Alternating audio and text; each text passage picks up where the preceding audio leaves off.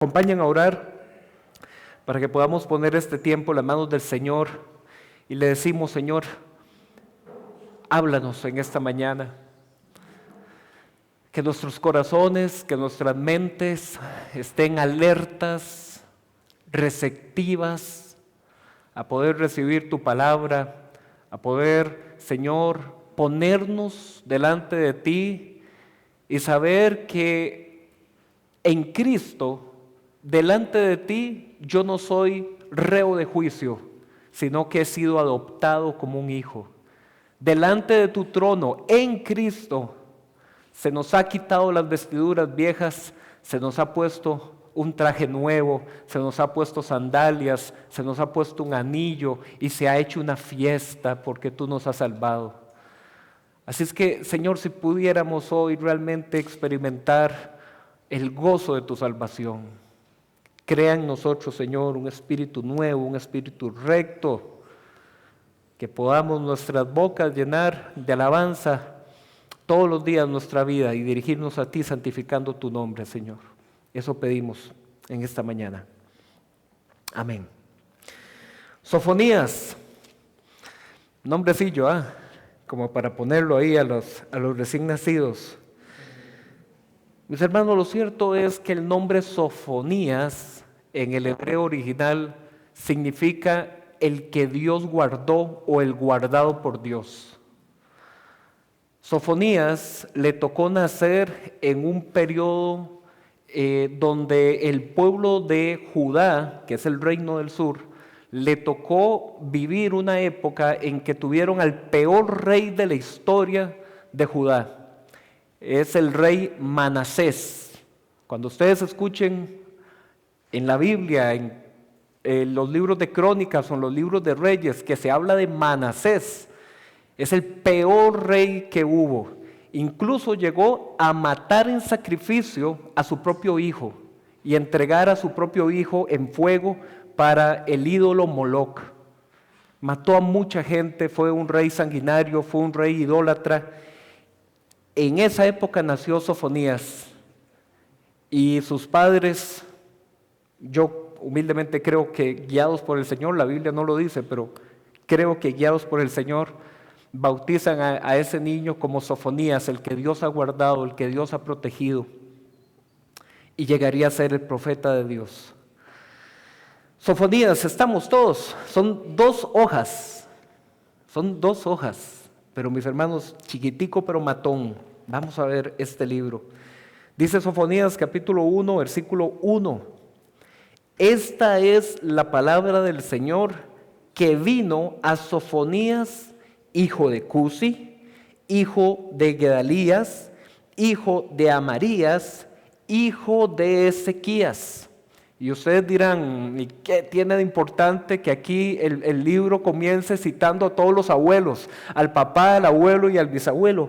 Porque, mis hermanos, este mensaje en la época en la que fue dicha, el profeta necesitaba mostrar sus credenciales. El profeta necesitaba mostrar: vea, de donde yo vengo es de lo mismo que ustedes han vivido.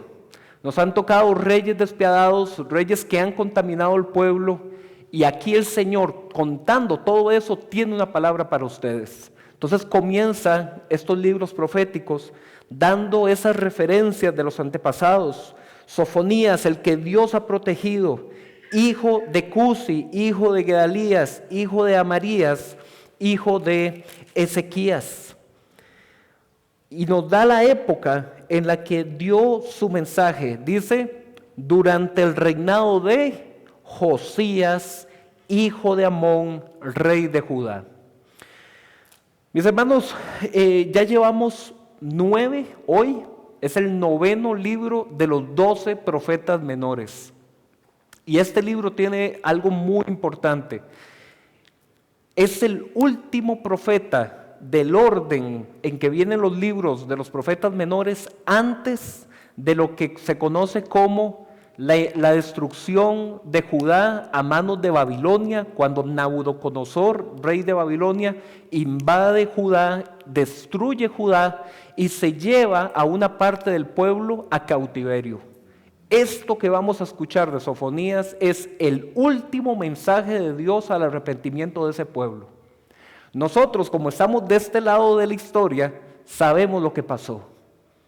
Sabemos que el pueblo, como pueblo macro, no atendió el mensaje. Hubo algunos que sí, y el Señor los llama remanente fiel. Ahorita los vamos a ver. Y yo quisiera, antes de entrar fuerte a Sofonías, hacer un pequeño resumen de aquí para atrás, de los 8 libros que hemos visto, ¿qué hemos aprendido? Les planteo esta pregunta. ¿Qué hemos aprendido hasta ahora en esta serie de predicaciones sobre los profetas menores? Número 1, que el pueblo judío dividió su reino en 2 regiones, una al norte, otra al sur, cada una con un rey diferente. Entonces, lo primero que nos tiene que quedar claro después de todos estos meses en donde hemos venido estudiando los profetas menores, es que después de David y después de Salomón, su hijo, se rompe la línea de un único reino y queda un reino dividido al norte y un reino dividido al sur. Segunda cosa que tenemos que tener clarísimo aquí a este momento, que cuando esa división de los 2 reinos se dio, el pueblo comenzó a desviarse en su devoción y en su fidelidad a Dios. ¿Qué causó esa división? Impiedad. Cuando la Biblia habla de el impío, lo que significa es aquella persona que convive en su pecado y no se siente mal. Ese es el impío. El que convive en su pecado, se encuentra en su pecado y no se siente mal, no siente un llamado al arrepentimiento. Cuando el pueblo se dividió en 2 reinos, la devoción se perdió, comenzó la infidelidad y el pueblo se volvió impío. ¿Por qué se volvió impío? Por la influencia de la idolatría de los pueblos vecinos o por la propia corrupción moral y espiritual que tenían. Punto número 3 de cosas que tenemos ya que haber aprendido hasta esta parte. Que por quebrantar el pacto que Dios había hecho con el pueblo judío en Monte Sinaí, vendría un juicio a causa de su pecado. Entonces el pueblo se divide, 2 reinos. Al hacer esta división comienzan totalmente la impiedad y la injusticia. Punto número 3. ¿Se acuerdan el libro de Deuteronomio? Decía, escucha Israel, el Señor es uno, y el Señor es tu Dios, y ustedes son su propiedad exclusiva. Pero si ustedes rompen ese pacto, vendrán sobre ustedes estas maldiciones.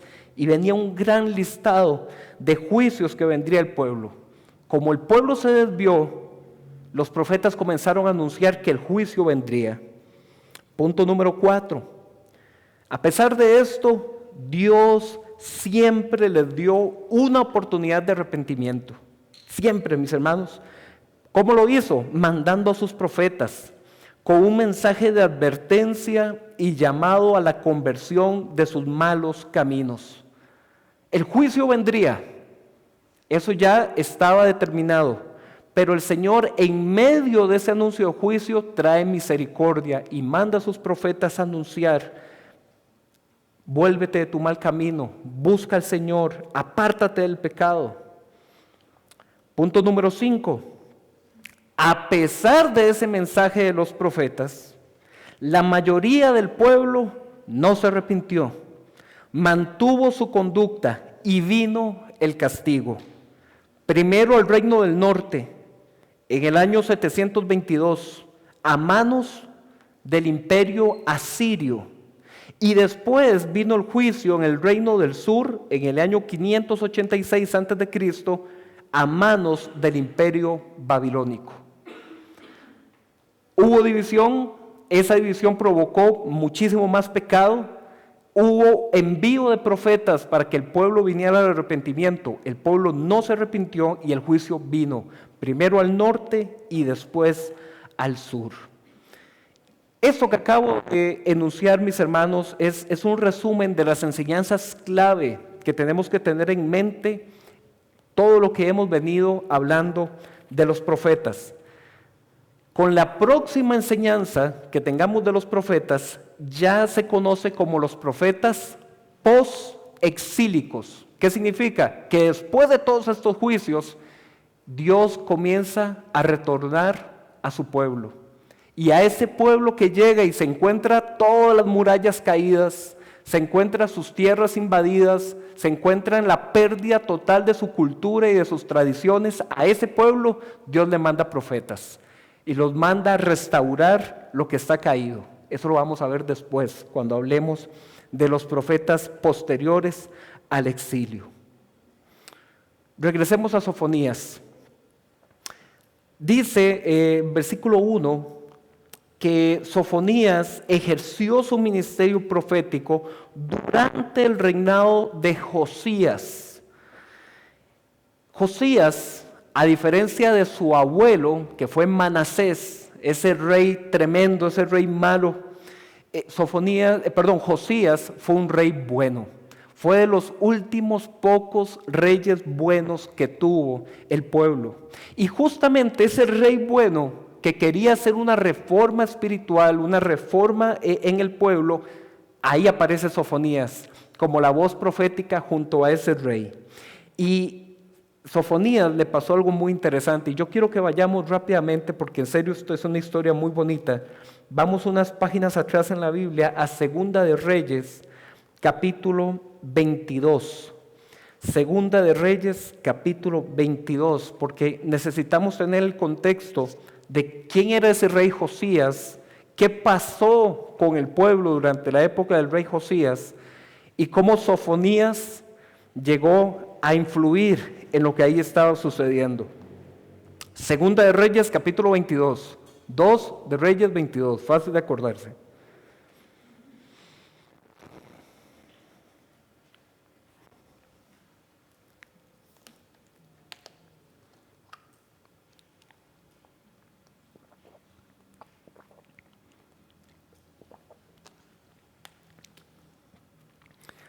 Estamos, Segunda de Reyes capítulo 22, y vean lo que le pasó a este rey Josías.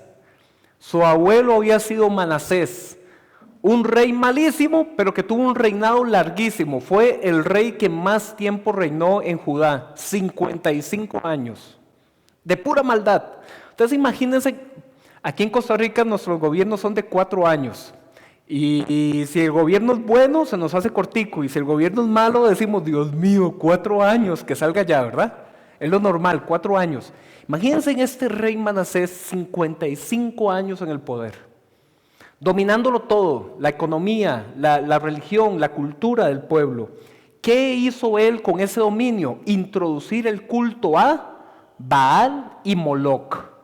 Esos eran los principales ídolos de esa región. Manasés lo metió ese culto, lo instauró. Cuando muere Manasés, llega el rey Amón, que era su hijo. ¿Y qué creen que hizo Amón? Mantuvo todo lo que su padre Manasés había hecho. ¿Y qué hace Dios? En 2 años corta ese rey. Apenas reinó 2 pequeños años. ¿Y qué creen que pasó? El hijo de Amón, que reine. Vean cuántos años tenía. Segunda de Reyes, capítulo 22. Josías tenía apenas 8 años cuando ascendió al trono. Era un niño, mis hermanos. En las leyes actuales diríamos, Dios mío, maltrato infantil, ¿verdad? ¿Qué fue aquello? Josías tenía 8 años. ¿Qué pasaba en esa época cuando un rey tan niño, tan joven, tenía que subir al trono? Bueno, que iba a ser un rey de nombre, pero el que administraba realmente era la reina madre, era su madre y los consejeros. Y el niño iba a mantenerse en esa condición hasta los 12 años, que para ellos era un momento en el que ya la persona adquiría responsabilidades. Josías entonces tenía 8 años cuando ascendió al trono y reinó en Jerusalén 31 años. Su madre era Jedida, hija de Adías, oriunda de Boscat. Josías, vean qué lindo ese versículo, hizo lo que agrada al Señor, pues en todo siguió el buen ejemplo de su antepasado David. Uy, mis hermanos, solo ese versículo me daría para tanto. Vea lo que dice la Escritura. ¿Siguió el ejemplo de su padre Amón? No. ¿Siguió el ejemplo de su abuelo Manasés? No. Tuvo que irse ese niño a preguntarle a los sacerdotes, a los profetas, ¿quién es el mejor rey? Un rey David, fue el bendito, el ungido de Dios. ¿Y por qué? David, ¿qué hacía? ¿Cómo era David? Y tuvo este niño que ir aprendiendo del ejemplo, no de su padre, no de su abuelo, el ejemplo del linaje original de David. Tuvo que irse atrás muchísimos años. Y dice, no se desvió, algunas versiones dicen ni a izquierda ni a derecha, no se desvió de él en el más mínimo detalle. El niño comenzó a crecer. Vea el versículo 3. En el año 18 de su reinado, en el año 18 de su reinado, el rey Josías mandó a su cronista Safán, hijo de Azarías y nieto de Mesulán, que fueran al templo del Señor. Le dijo, preséntate ante el sumo sacerdote Gilgías y encárgate que recoja el dinero que el pueblo ha llevado al templo del Señor y ha entregado a los porteros. Ordena que ahora se le entregue el dinero a los que supervisan la restauración del templo para pagarles a los trabajadores que lo están reparando. Que le paguen a los carpinteros, a los maestros de obra, a los albañiles, y que compren maderas y piedras de cantería para restaurar el templo. Pero no les pidan cuenta a los que están encargados de pagar, pues ellos proceden con toda honradez. Mis hermanos, ¿por qué ocupaba hacer esto el rey? Porque sus reyes anteriores habían tenido el templo totalmente descuidado. Versículo 8. Espero que me estén siguiendo la historia. Este rey joven reunió dinero, se lo mandó al sumo sacerdote y le dijo, vea, con este dinero compren materiales porque el templo está en ruinas y hay que levantarlo, hay que restaurarlo. Y vean lo que hace Dios cuando esta gente comienza, yo me los imagino levantando piedras, levantando troncos, reparando. Vean lo que hace Dios, dice el versículo 8. El sumo sacerdote Gilgías le dijo al cronista Safán, he encontrado el libro de la ley en el templo del Señor. Mis hermanos, esta gente estaba en un tiempo, en un periodo de tal corrupción moral y pérdida de su identidad y de su fe, que ni siquiera tenían la Torá. Ni siquiera tenían la Torá. Y donde el rey manda a que el templo lo limpien, lo reconstruyan, lo remodelen, el sumo sacerdote manda, mira, me encontré este libro. No lo tenían, me encontré este libro, es el libro de la ley. Entonces se lo entregó a Safán y después de leerlo, fue y le informó al rey. Los ministros de su majestad han recogido el dinero que estaba en el templo del Señor, se lo han entregado a los trabajadores y a los supervisores. El cronista Safán también le informó al rey que el sumo sacerdote Gilgías le había entregado un libro, el cual leyó en su presencia. Y ojo lo que pasó aquí. Encontraron este libro que la mayoría de estudiosos considera que era un rollo, Deuteronomio, el último de los libros de la Torá, que es un resumen completo de la ley. Y dice que se lo comenzaron a leer, al rey. Y el rey, que venía de todo el contexto de perversión del pueblo, vea lo que dice el versículo 11. Cuando el rey oyó las palabras del libro de la ley, se rasgó las vestiduras, que es una señal de los judíos de total indignación. Ellos se rasgaron las vestiduras y dice el versículo 12, y dio esta orden a Gilgías el sacerdote, a Ahicán hijo de Safán, a Agdoc hijo de Micaías, a Safán el cronista y a Asaías su ministro personal, vayan a consultar al Señor por mí, por el pueblo y por todo Judá con respecto a lo que dice este libro que se ha encontrado. Sin duda que la gran ira del Señor arde contra nosotros, porque nuestros antepasados no obedecieron lo que dice este libro, ni actuaron según lo que está prescrito para nosotros. Así que Gilgías el sacerdote, Ahicam, Acdor, Safán, Azarías fueron a consultar a la profetisa Hulda, que vivía en el barrio nuevo de Jerusalén. Hulda, era la esposa de Salún, el encargado del vestuario, quien era hijo de Ticvá y nieto de Jarjás. Hulda les contestó: así dice el Señor, Dios de Israel, díganle al que los ha enviado, que yo, el Señor, les advierto, voy a enviar desgracia sobre este lugar y sus habitantes, según lo que dice el libro que ha leído el rey de Judá. Ellos me han abandonado, han quemado incienso a otros dioses y me han provocado a ira con sus ídolos. Por eso mi ira arde contra este lugar y no se apagará. Pero al rey de Judá, que los envió para consultarme, díganle que en lo que atañe a las palabras que él ha oído, yo, el Señor, Dios de Israel, afirmo: como te has conmovido y humillado ante el Señor al escuchar lo que ha anunciado contra este lugar y sus habitantes, que serían asolados y malditos, y como te has rasgado las vestiduras y has llorado en mi presencia, yo te he escuchado, yo el Señor lo afirmo. Por lo tanto, te reuniré con tus antepasados y serás sepultado en paz. Tus ojos no verán la desgracia que enviaré sobre este lugar. ¡Wow! Mis hermanos, ¡wow! Yo no sé si usted conocía ese episodio del Antiguo Testamento. El pueblo se había desviado, ni siquiera tenían la palabra para escucharla. Y cuando el rey comenzó a escuchar lo que le comenzaban a leer, cuando el rey comenzó a escuchar las bendiciones y promesas de Dios, pero lo que vendría si el pueblo no honraba el pacto con Dios, el rey se rasga las vestiduras. El rey dice: esto no puede ser. Y manda y dice: ¿dónde hay una voz que nos pueda interpretar los designios del Señor? Y la profetisa le manda a decir: el juicio viene, la ira del Señor está encendida y no se va a calmar. Pero tú, Josías, por cuanto te has conmovido, por cuanto has llorado, por cuanto has rasgado tus vestiduras, la desgracia no vendrá en tu reino.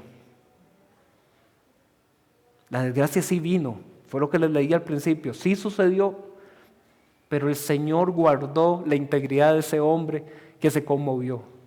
Mis hermanos, yo sé que ninguno de nosotros es rey, humanamente hablando, ninguno de nosotros es rey, ninguno está en una silla de eminencia gobernando sobre una nación.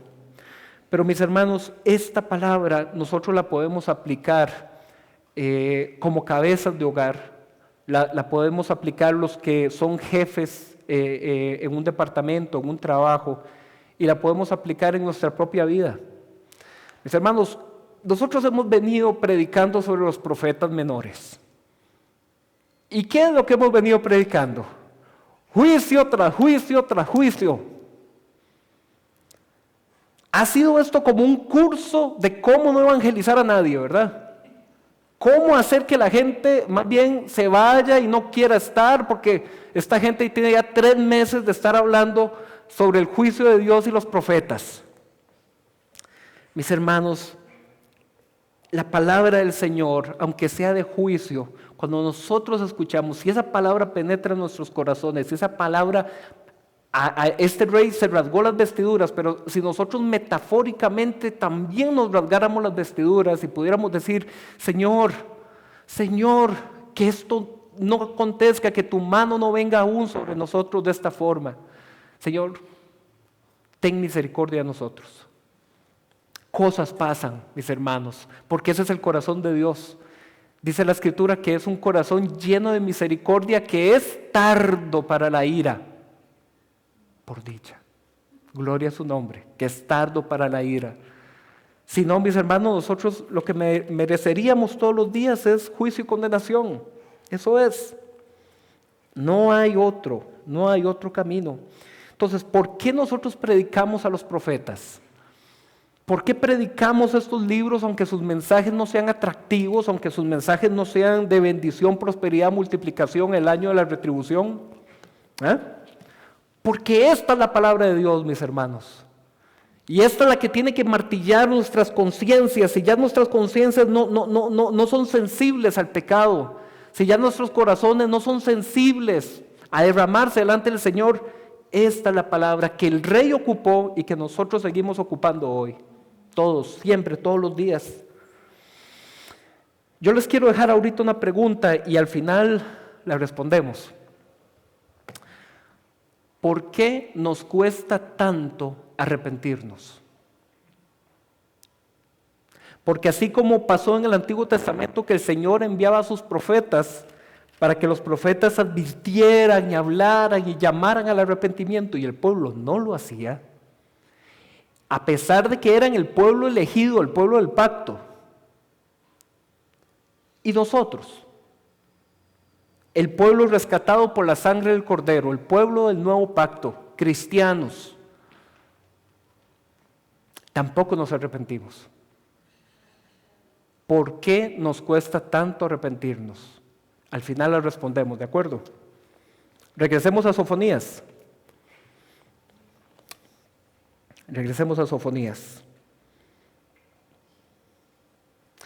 Como ya vimos, Sofonías le tocó ser un profeta en medio de una época. ¿Me puedes cerrar? Gracias, que me está volando las hojas. A Sofonías le tocó ser profeta en medio de una época donde un rey bueno, un rey que quería ser fiel ante Dios, estaba comenzando a ejercer reformas en medio del pueblo. Pero como vieron ustedes, el rey mandó a consultar y la palabra del Señor es, sí, el juicio viene, o sea, el juicio no se ha anulado. Pero el Señor aún nos va a dar una ventana de tiempo para el arrepentimiento. Y ahí entra Sofonías. Vea lo que dice Sofonías, capítulo 1, versículo 2. Está hablando en nombre del Señor y dice: arrasaré por completo cuanto hay sobre la faz de la tierra, afirma el Señor. Arrasaré con hombres y animales, con las aves de los cielos, con los peces del mar, con ídolos e impíos por igual.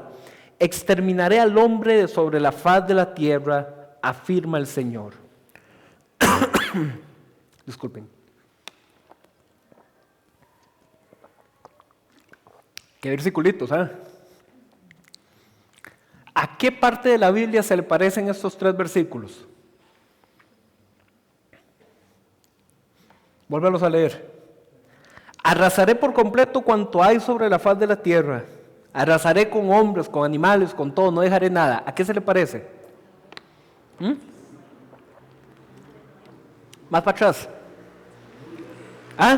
El diluvio, Si nosotros nos vamos a Génesis capítulo 6, encontramos unos versículos muy parecidos, donde el Señor dice: he determinado acabar con todos, porque la maldad es demasiada.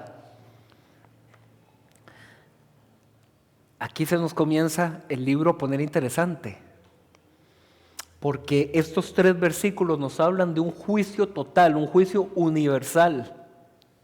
Mas sin embargo, vamos a leer el versículo 4, que es el versículo siguiente, el que nos da a nosotros el contexto para entender esos versículos, que el profeta está hablando del juicio que vendrá sobre Judá, reino del sur.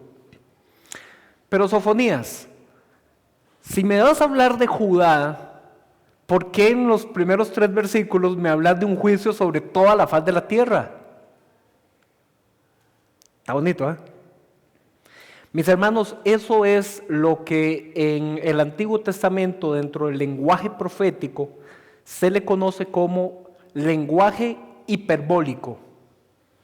¿Okay? Hiperbólico viene de hipérbole, que significa algo exagerado, aumentado, con el propósito de que uno aumenta algo en una expresión, como que yo le diga: Isma, mira, infinitas gracias. ¿Verdad que yo no te estoy dando infinitas gracias? ¿Pero por qué te lo dije? Para enfatizar que estoy demasiado agradecido contigo. Oye, Cris, ¿pero por qué no me decís eso? ¿Por qué no me decís que estás muy agradecido? Porque es que esa palabra se me queda corta. Es que si yo quisiera realmente decirte lo que siento, estoy infinitamente agradecido. ¿Ven a lo que me refiero? El profeta necesita decirle a este pueblo que está sumido en el caos del pecado, en la corrupción moral, necesita decirle, vean, viene sobre Judá un juicio. Y necesita enfatizar el poder y la furia de ese juicio. Y entonces les comienza diciendo, vea, así dice el Señor, arrasaré con todo. Yo me lo imagino al profeta frustrado, como quien dice, a ver si vuelven a ver, ¿verdad? A ver si me atienden. El Señor me ha mostrado que aquí todo va a ser destruido. Entonces, mis hermanos, estos versículos que para nosotros suenan así como, ya agarre la tierra y desaparezca, la verdad, tienen una función retórica. ¿Qué significa eso? Una función discursiva, un lenguaje hiperbólico donde el profeta dice, ¿qué es lo más grande que le puedo decir a esta gente para que entienda? Vea, sobre la tierra no va a quedar nada. Entiendan, así de grave es el juicio que viene. Versículo 4, y ya luego nos comienza a contextualizar. Versículo 4, extenderé mi mano contra Judá y contra todos los habitantes de Jerusalén. Exterminaré de este lugar todo rastro de Baal y hasta el nombre de sus sacerdotes. Entonces aquí nos comienza a dar la pista. Wow, ¿por qué este lenguaje tan fuerte? ¿Por qué este lenguaje tan hiperbólico, tan radical? Porque el pueblo, mis hermanos, ya había adquirido el culto a Baal como cualquier cosa. Baal, que lo hemos comentado en predicaciones anteriores, era el ídolo, para ellos era el Dios con D minúscula, era el ídolo, el Dios de la fertilidad de la tierra. Y por lo tanto, si yo quería bendecir mis negocios, digamos que yo sembraba papas y yo quería que las papas tuvieran muy buena cosecha, entonces yo le hacía una pequeña ofrenda. ¿A quién? A Baal, Dios de la tierra, Dios de las cosechas, Dios de los frutos. Y me llegó aquella cosecha lindísima. Gracias, Baal, que hiciste llover y que cultivaste la tierra tan bonito para mí. Pero Baal, ayúdame por favor, que estas papitas tan lindas que coseché, yo las lleve al mercado y todas me las compren. Entonces otra ofrenda a Baal. Y mis hermanos, así era con el ganado, con las prendas de vestir, con todos los negocios de ellos. Ellos ya habían dicho, yo quiero estar muy bien en todo lo que me vaya, entonces tengo que ofrecérselo a Baal. Eso era para ellos, porque ellos escuchaban Yahvé, el Dios de los cielos, muy allá. En cambio, Baal es aquí el Dios de la tierra, el que sí nos puede dar aquí sustento. Ese es el que quiero, el que me conviene. Como un Dios por allá en los cielos que nos llama a ser justos. No. Aquí, ahora, aquí yo, es lo que necesito. Cualquier parecido con la realidad. ¿Ok? Entonces Dios manda a Sofonías y les dice, dígale a este pueblo que su corrupción con Baal es tal que yo voy a arrasar por completo con todo lo que pasa, con Baal y con sus sacerdotes. Versículo 5, a los que en las azoteas se postran en adoración ante las estrellas del cielo. Mis hermanos, también adoraban a los astros, a los que consideraban voces de los dioses. A los ángeles. Ellos decían que las estrellas eran ángeles y que eran mensajeros de los dioses y consultaban a los astros. Eso es idolatría también, y el Señor dice, también eso lo voy a arrasar. A los que postrados en adoración juran lealtad al Señor y al mismo tiempo a Moloc. Sí, claro, somos judíos y hemos escuchado de Yahvé y de Jehová. Sí, yo soy fiel a Él, pero también a Moloc. ¿Ven qué es el meollo del tema aquí? Que esta gente tenía, mi linaje judío, pero mis ídolos locales. Tengo a Moloc y tengo a Baal. Mis hermanos, algunos de ustedes hace un tiempito, hace un par de semanas, tuvimos el módulo de creciendo sobre la roca. Y vimos los 10 mandamientos. ¿Se acuerdan el primer mandamiento? No tendrás dioses ajenos. Es el primero, como quien dice, para que nadie se lo olvide. No tendrás otros dioses. Y el segundo, no te harás imagen de nada. Tanto de Moloc como de Baal tenían imágenes. Mis hermanos, esta gente estaba por completo descarriada. Estaban viviendo en pecado, en impiedad. Versículo 7. Ustedes han visto en las cortes, así, en las películas, cuando hay escenas de juicios, que cuando va entrando el juez, primero sale un oficial y dice, silencio en la corte, todos de pie, el venerable juez tal va entrando. Eso es lo que aquí el profeta hace. Ve al versículo 7. Silencio ante el Señor omnipotente, porque cercano está el día del Señor. Ha preparado el Señor un sacrificio y ha purificado a sus invitados.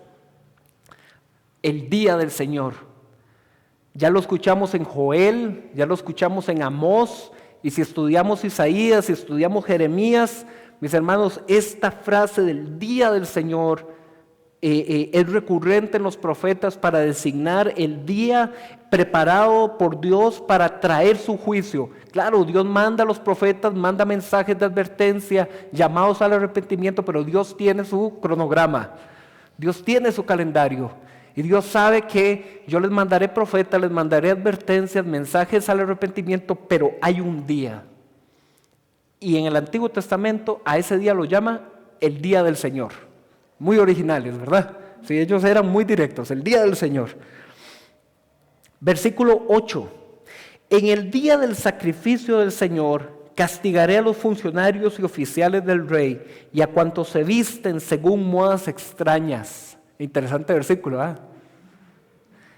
Esta gente había perdido tanto su idiosincrasia que ya aún en su vestimenta se vestían como asirios y como egipcios.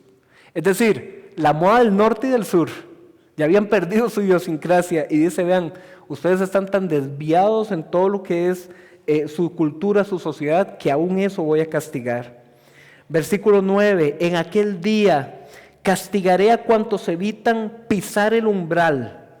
Mis hermanos, esta gente estaba, o sea, como les digo, ya en un estado de corrupción. Eso de evitar pisar el umbral es justo donde uno entra en una puerta, y esta gente tenía la creencia supersticiosa de que si yo entraba y pisaba esa sección, era de mala suerte. Entonces ellos decían, evito pisar el umbral para tener buena suerte en esa casa. Vean cómo estaba esta gente, ya totalmente desviada, que hasta habían caído en ese tipo de cosas. Versículo 9, a los que evitan pisar el umbral, a los que llenan de violencia y engaño la casa de sus dioses.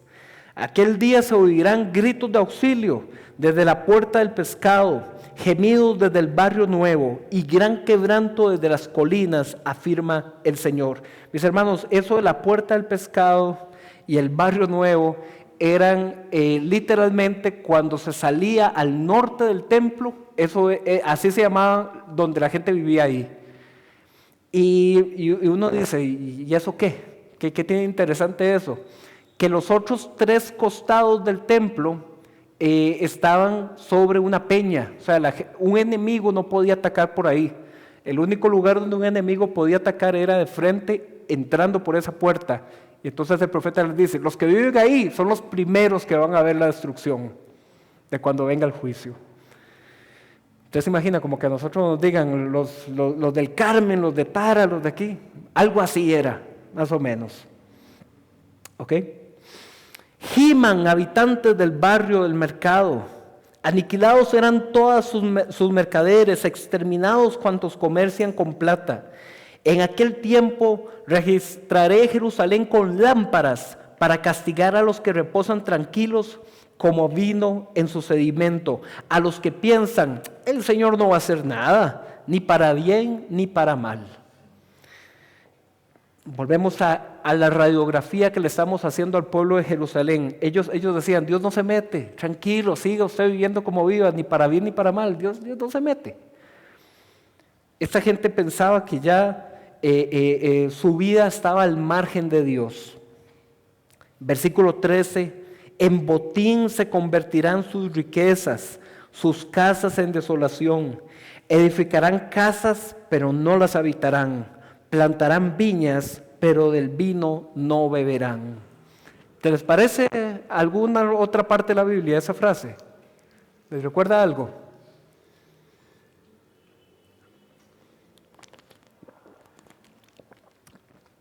Eso, mis hermanos, es tomado del Deuteronomio, de la lista de maldiciones, de cuando dice, ¿cuáles son las maldiciones por no honrar el pacto? Plantarán viñas y no las comerán. Maldito serás en el campo, maldito serás en la ciudad. Aquí vienen las consecuencias por haber mancillado el pacto con Dios. La mayoría de Biblias tienen titulitos, ¿cierto? ¿Qué dicen sus Biblias arriba del versículo 14? El gran día del Señor. ¿Cómo falta más? Después de todo lo que ya hemos leído, falta más. El profeta continúa, mis hermanos, nosotros estamos, como les dije, leyendo 2 paginitas, ¿verdad? Son apenas 3 capítulos de Sofonías, pero de ninguna forma pensemos que es que Sofonías dio este mensaje como lo estoy dando yo ahorita, en una hora todo seguido. No era así. O sea, esta gente tenía un ministerio profético de años, y ellos y sus discípulos iban recolectando ciertas porciones de los mensajes de sus maestros cuando ellos decían una frase clave. Ellos decían, así dice el Señor. Ellos no decían eso siempre, evidentemente. Cuando un profeta le hablaba a la esposa o cuando un profeta le hablaba a sus hijos, ¿verdad? Era una conversación normal. Pero cuando el profeta se reunía públicamente y decía, así dice Dios, así ha hablado Jehová, opa, saque libreta, ahí viene palabra del Señor. Entonces esto no fue dicho todo un mismo día a la vez, fueron mensajes a lo largo del tiempo que después fueron recolectados en un solo libro. El versículo 14, que tiene como titulito el gran día del Señor, dice el profeta, ya se acerca el gran día del Señor, a toda prisa se acerca. El estruendo del día del Señor será amargo, y aún el más valiente gritará. Día de ira será aquel día, día de acoso y angustia, día de devastación y ruina, día de tinieblas y penumbra, día de niebla y densos nubarrones, día de tormenta y grito de batalla contra las ciudades fortificadas, contra los altos bastiones. De tal manera acosaré a los hombres que andarán como ciegos porque pecaron contra el Señor. Su sangre será derramada como polvo y sus entrañas como estiércol. No los podrán librar ni su plata ni su oro en el día de la ira del Señor. En el fuego de su celo será toda la tierra consumida, en un instante reducida a la nada a todos los habitantes de la tierra. Entonces volvemos en otro pasaje de Sofonías, en otro mensaje, a retomar la misma idea que ya habíamos dicho. Solo que aquí él comienza 6 veces a repetir, será un día de, un día de, un día de. Lo acabamos de leer, ¿verdad? Un día de ruina, un día de acoso, un día de angustia. Muchos estudiosos consideran que esto es como una forma del profeta decir, así como hubo 6 días de creación y que Dios terminó la creación y dijo que todo era lindo y bueno y maravilloso, viene un día en que será día de oscuridad, día de sufrimiento, día de castigo. 6 veces nos habla en esto. Obviamente es un lenguaje poético donde vuelvo a lo mismo, el profeta busca ¿qué? Enfatizar, vea, viene un gran juicio, viene un gran juicio. Si el libro terminara ahí, en este versículo, si hasta ahí llegara la profecía de Sofonías, nosotros diríamos, wow, ya viene ese día y no hay nada que hacer. Pero viene un nuevo mensaje, Sofonías capítulo 2, ahí mismo, seguido. Todo lo que me han escuchado. Y ahora Sofonías dice, humíllate hasta el polvo.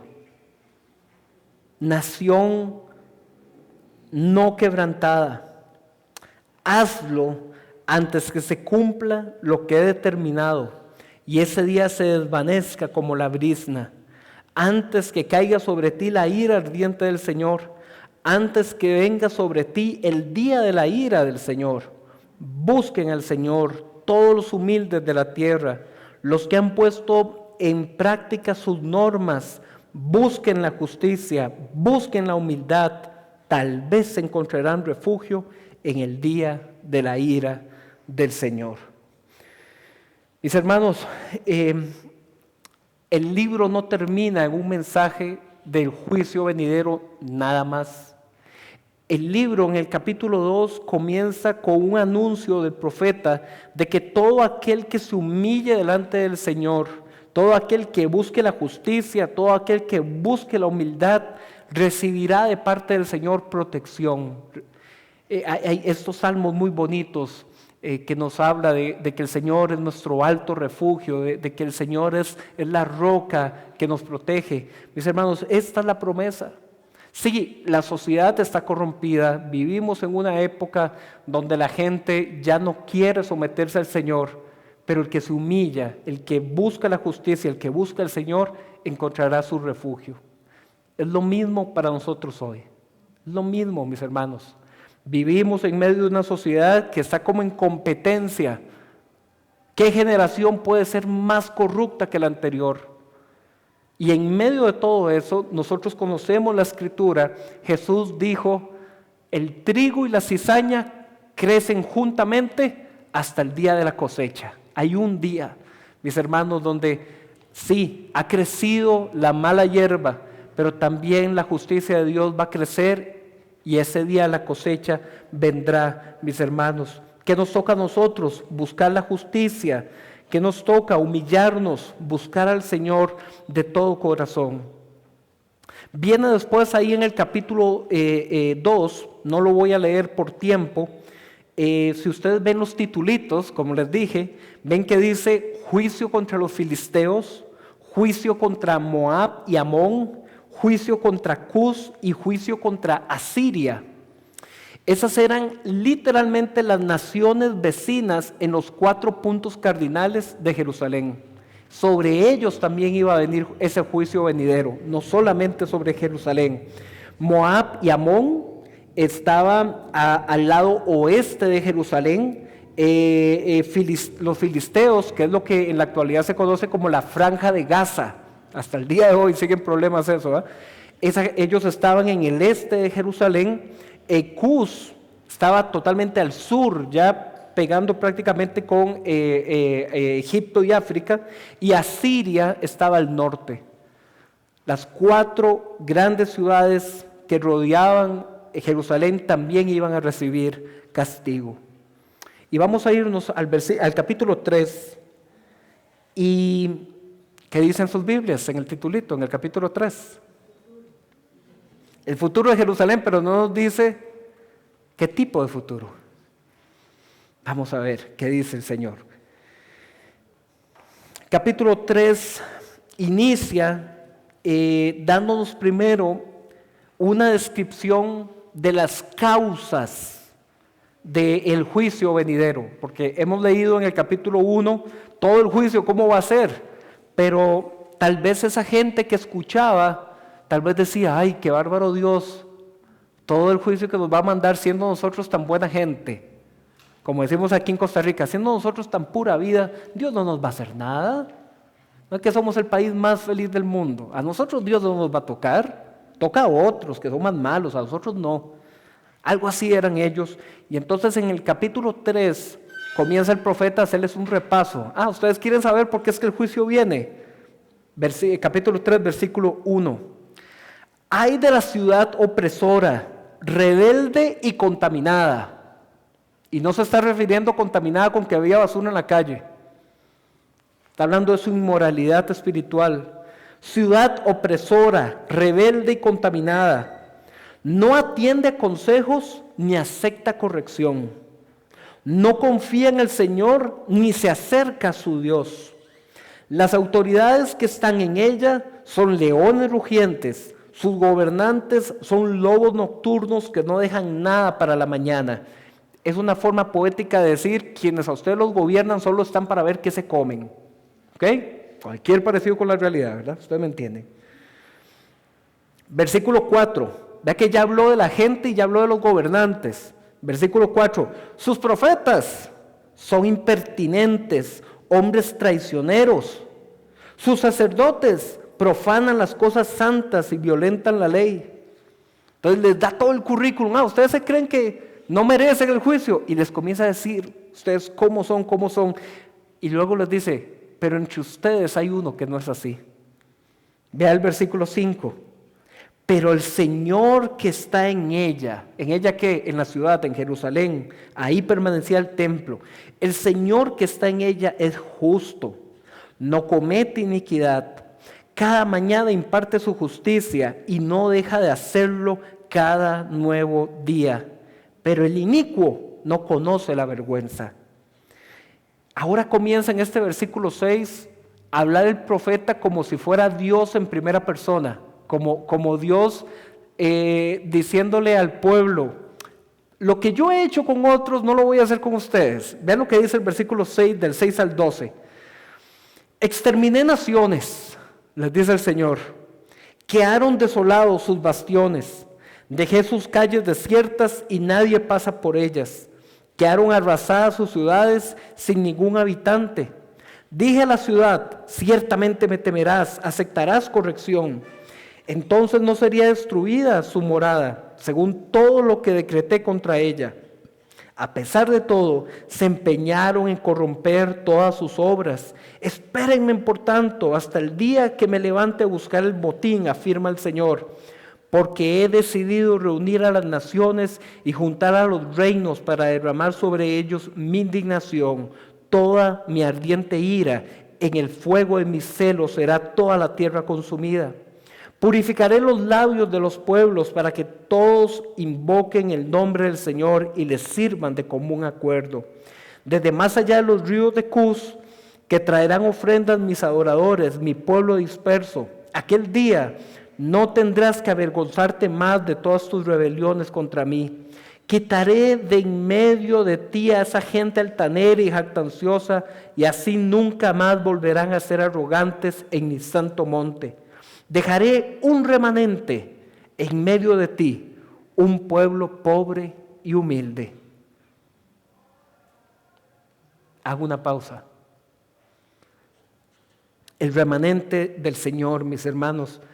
Jesús estaba con sus discípulos y llegó un momento en que les dijo, manada pequeña, les dijo, alégrense, porque muchos reyes y profetas quisieron ver lo que ustedes ven y no pudieron, oír lo que ustedes oyen y no pudieron, mas el reino os ha sido entregado a ustedes, les decía el Señor, manada pequeña. Mis hermanos, el Señor trabaja siempre así, con remanentes, con remanentes. Ahí está la palabra, ¿eh? ¿Ahí para qué? Gracias.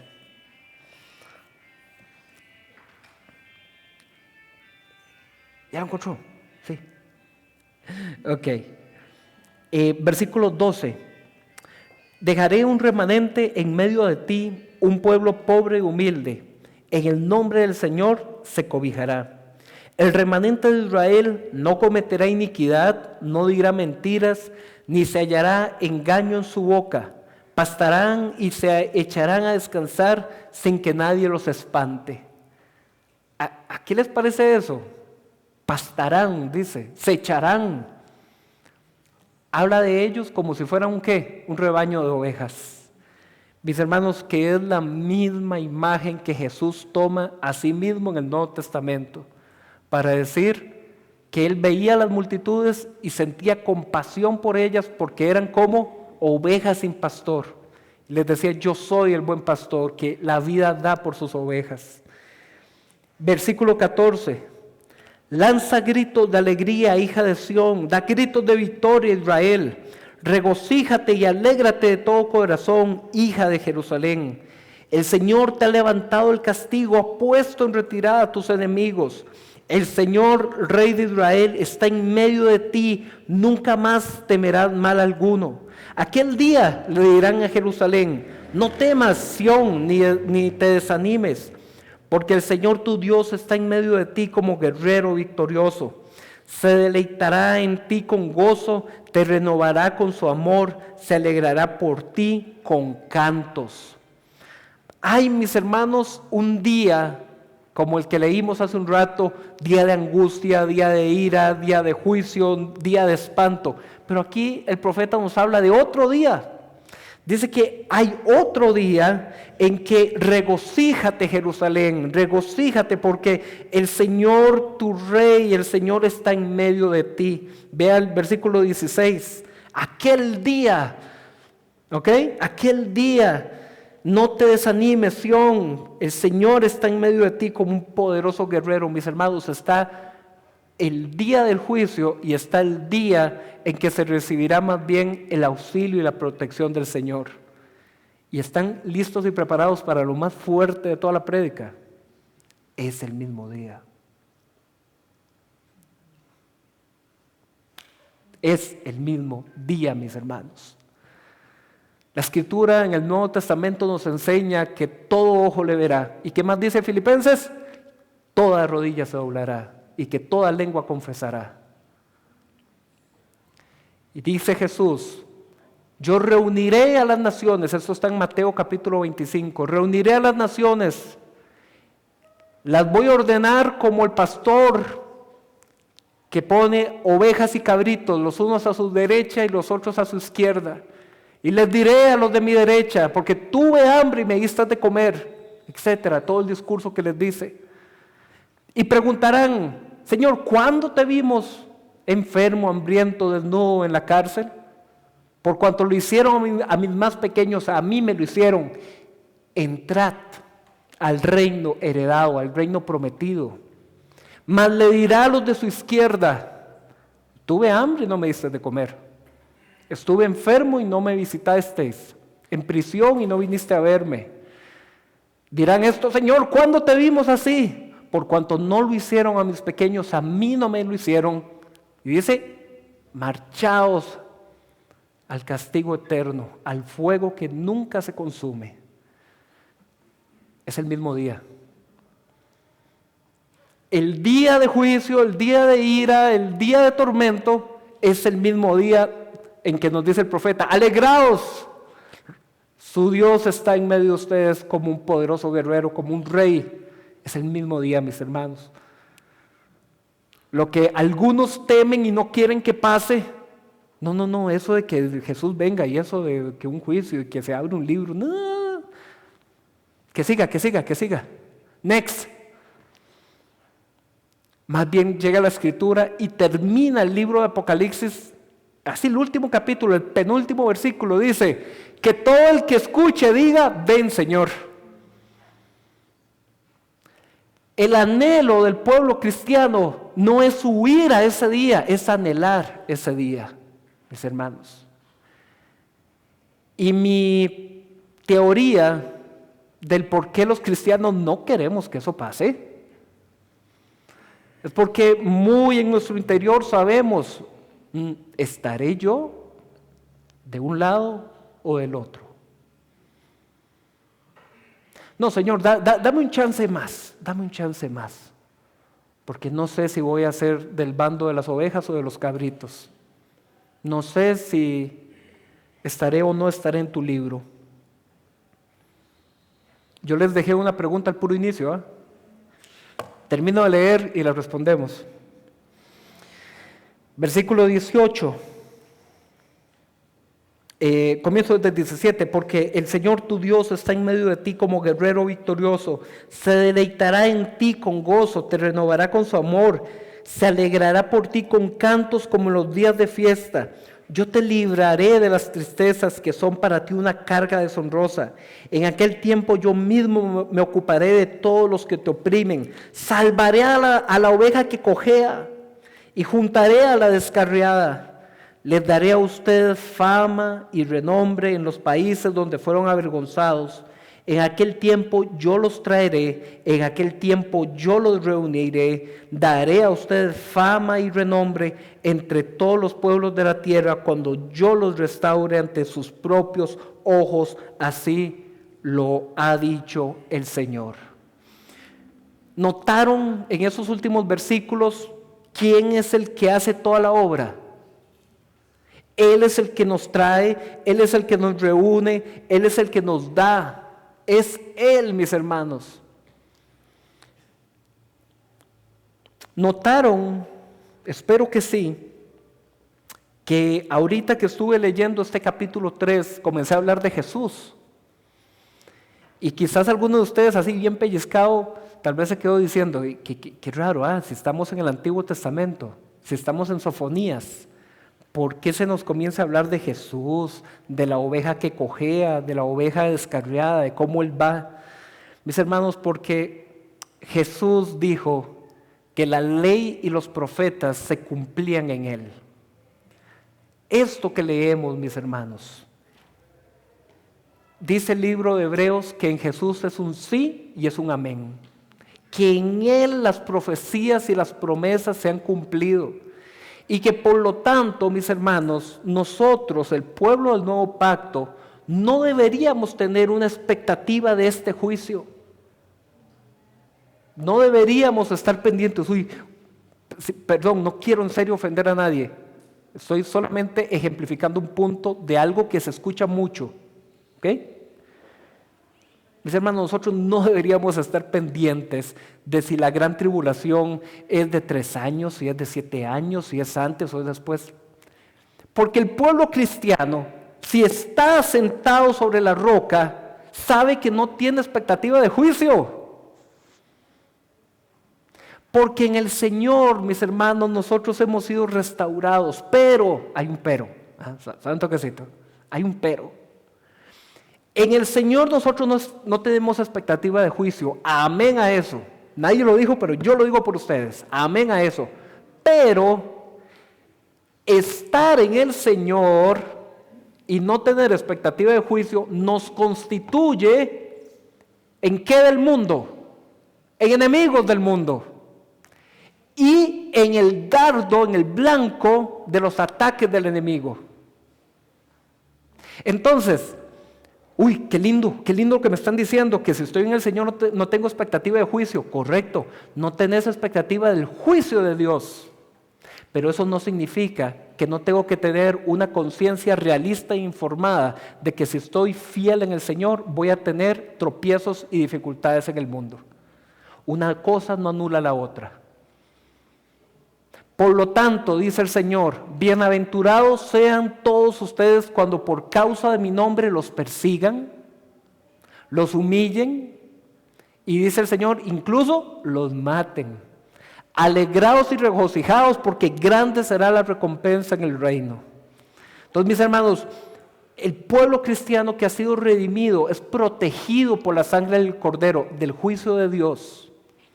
Y podemos decir, ven Señor Jesús, ven hoy Señor Jesús, anhelamos tu retorno, ven y toma potestad de tu reino. Lo podemos decir con libertad. Pero como eso no ha pasado, y como ya han pasado 2000 años de eso, entonces surge la duda, ¿qué más tiene que pasar? ¿Qué más tiene que suceder? Y ahí es donde, mis hermanos, nos comienza una creatividad muy peligrosa. Y entonces se escucha de que Jerusalén está en guerra, Rusia y Ucrania, las señales, ya eso está ahí a la puerta ya mañana. Porque estamos perdiendo esto, mis hermanos, este entendimiento. Tengo 3 minutos. Quiero leer para ustedes Segunda de Pedro, y con esto terminamos. Y con esto se responde la pregunta, no crean que no. Segunda de Pedro capítulo 3. Segunda de Pedro capítulo 3. ¿Les parece si nos vamos de Sofonías en el Antiguo? Vámonos al Nuevo Testamento, Segunda de Pedro capítulo 3. ¿Por qué nos cuesta tanto arrepentirnos, mis hermanos?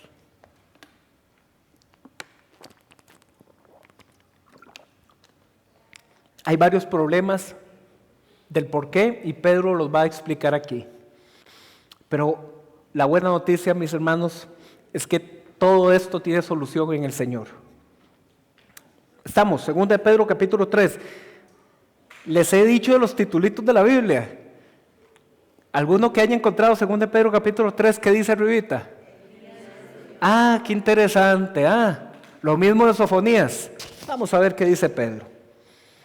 ¿Y en qué sentido es lo mismo Sofonías? Hay un sentido en que sí, un sentido en que no. Queridos hermanos, imagínense al apóstol Pedro hablándoles. Queridos hermanos, esta es ya la segunda carta que les escribo. En las dos he procurado refrescarles la memoria. ¿Para qué? Con una mente íntegra, recuerden las palabras que ¿quiénes? Que los santos profetas pronunciaron en el pasado, como Sofonías. ¿Me explico? Pedro les dice, esta es la segunda que yo les digo, y se las estoy diciendo, pero se las estoy diciendo para que recuerden a los profetas del pasado y el mandamiento que dio nuestro Señor y Salvador por medio de los apóstoles. Aquí se pone lindísimo. Pedro les dice, yo tomo de los profetas del Antiguo Testamento, pero también tomo lo que el Señor y sus apóstoles están enseñando. Es una misma enseñanza. Verso 3. Ante todo, deben saber que los últimos días vendrá gente burlona que siguiendo sus malos deseos se mofará. ¿Qué hubo de esa promesa de su venida? Nuestros padres murieron y nada ha cambiado desde el principio de la creación. Pero intencionalmente olvidan que de tiempos antiguos por la palabra de Dios existía el cielo y también la tierra, que surgió del agua y mediante el agua. Por la palabra y el agua, el mundo de aquel entonces pereció inundado, lo que vimos hace un rato de un recuerdo del diluvio. Y ahora, por esa misma palabra, el cielo y la tierra están guardados para el fuego, reservados para el día del juicio y de la destrucción de los impíos. Pero no olviden, queridos hermanos, que para el Señor un día es como 1000 años y 1000 años como un día. Nosotros preocupados porque han pasado 2000 años y dice Pedro, señores, pero para Dios el tiempo no es como para nosotros. El Señor está en otro proceso, en otra línea de tiempo. 1000 años es como si fuera un día, dice Pedro. Verso 9, bueno, Pedro, si es así, entonces, ¿qué ha pasado? Esto es lo que ha pasado. Verso 9, el Señor no tarda en cumplir su promesa, según entienden algunos la tardanza. Más bien, Él tiene paciencia con ustedes, porque no quiere que nadie perezca, sino que todos se arrepientan. ¿Se acuerdan la pregunta original? Mis hermanos, donde nosotros decimos que hay de Señor, ¿cómo has durado? Más bien es Dios diciéndonos, no, mi hijito, es dándote un día más de oportunidad para que te arrepientas. ¿Por qué nos cuesta tanto arrepentirnos, mis hermanos? Porque, mis hermanos, nosotros vieron que en el versículo 1 decía que Pedro les decía, yo les quiero hablar a ustedes para refrescarles la memoria como quien tiene una mente íntegra. Mis hermanos, eso es lo que pasa. Por eso es que a nosotros nos cuesta tanto arrepentirnos, mis hermanos, porque nuestra mente está como cuando usted al café le echa 3, 4, 5, 6 cucharadas de azúcar. Usted prueba ese café y ¿qué? Ya eso no sabe a café, es una melaza. Cuando uno hace eso, ¿uno qué le dice al café? Que está saturado de dulce, saturado de dulce. Nuestras mentes, mis hermanos, están saturadas del mundo. Están saturadas del mundo las preocupaciones, dice Jesús, el afán del mundo. Verso 10, pero el día del Señor vendrá como un ladrón. ¿Qué significa eso? No hay aviso. Eso es lo que significa. Que la guerra en Ucrania, que no hay aviso. Es como un ladrón, no hay aviso. En aquel día los cielos desaparecerán con un estruendo espantoso, los elementos serán destruidos por el fuego y la tierra, con todo lo que hay en ella será quemada. Ya que todo será destruido de esa manera, ¿no deberían vivir ustedes como Dios manda, siguiendo una conducta intachable y esperando ansiosamente la venida del día de Dios? Ese día los cielos serán destruidos por el fuego y los elementos se derretirán con el calor de las llamas. Pero, qué feo suena eso. Pero dice Pedro, pero según su promesa, nosotros esperamos un cielo nuevo y una tierra nueva en los que habita la justicia. A nosotros no nos tiene que preocupar que el fuego que se va a destruir, que aquí, no, más bien decimos, Señor, un cielo nuevo y una tierra nueva. Verso 14, por eso, queridos hermanos, mientras esperan estos acontecimientos, esfuércense para que Dios los halle sin mancha y sin defecto y en paz con Él. Tengan presente que la paciencia de nuestro Señor significa salvación, tal como les escribió también nuestro querido hermano Pablo con la sabiduría que Dios le dio. En sus cartas se refiere a estos mismos temas. Hay en ellas algunos puntos difíciles de entender, vaya que sí. Que los ignorantes e inconstantes tergiversan, como lo hacen también con las demás escrituras para su propia perdición. Así que ustedes, queridos hermanos, puesto que ya saben esto de antemano, manténganse en alerta. No sea que, arrastrados por el error de esos libertinos, pierdan la estabilidad y caigan. Caigan no se refiere a caer de la salvación, de la gracia del Señor, sino caigan en esta vida equivocarnos. Más bien crezcan en la gracia y en el conocimiento de nuestro Señor y Salvador Jesucristo. A Él sea la gloria, ahora y para siempre. Amén. Y amén, mis hermanos. Estamos llamados a humillarnos delante de nuestro Dios. Estamos llamados a buscar la justicia. Y yo tan solo les quisiera terminar diciendo, si hoy el Señor le habló en el área que usted ocupe, no lo tome en poco, tómelo con toda la seriedad. Así como el Señor envió en el pasado los profetas, el Señor hoy por medio de su palabra, y cuando los que tenemos la responsabilidad de abrir la palabra y dirigirla, mis hermanos, es esa voz profética de Dios hablando. Si hoy el Señor habló sus corazones, no lo tomen poco. Amén.